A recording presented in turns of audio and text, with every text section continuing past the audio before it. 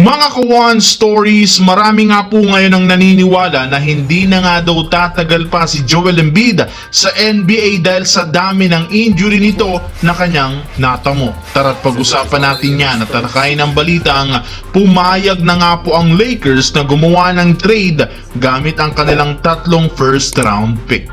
Pero bago yan, please don't forget to hit the notification bell at mag-subscribe sa aking channel.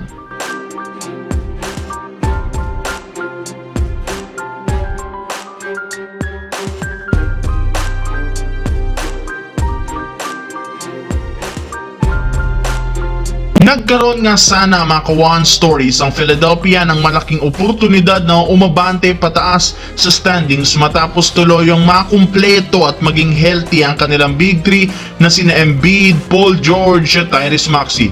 Ngunit mukhang mapuputol na naman ang pagkakataon na ito para sa kanilang team matapos kumalat ang balita na namaga nga daw ang mismong tuhod na inoperahan kay Joel Embiid at dahil sa inaasahan na mawawala ulit ito sa team ng 9 to 10 days. Hindi rin naman siya makakasama sa darating na 3-game road trip since kakailangan nga nito mag-focus sa pagre-recover. Alam naman nga ninyo ilang beses na nga pong nawala si Embiid sa lineup dahil sa pagtatamo ng iba't ibang klaseng injury na sabayan pa ng pagkakasuspindi bunsod na ang kanyang ginawa sa isang reporter. Kaya imbes na umakyat ang 76ers, expected babagsak mulit ito sa standings. As of now, nakaupo sila sa 11th seed sa East na merong record na 15 wins, 24 losses kung saan 1.5 games na lang naman ang kalamangan sa kanila ng ika-10 seed na Chicago Bulls na sobrang nakakapanghinayang talaga ang hindi na naman paglalaro ni Joel Embiid.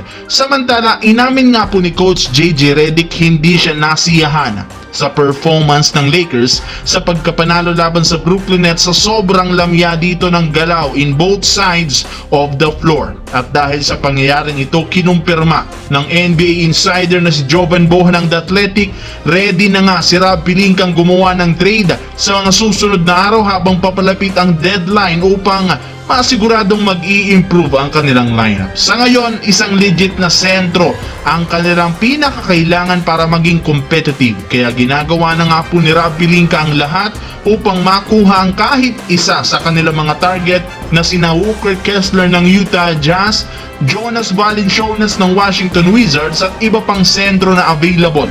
Hindi rin naman nila sinasarado ang pintuan sa posibilidad na pagkuha ng isang legit na star player dahil open at payag rin naman nga ang front office na i-trade ang hawak ngayong 3 future first round pick.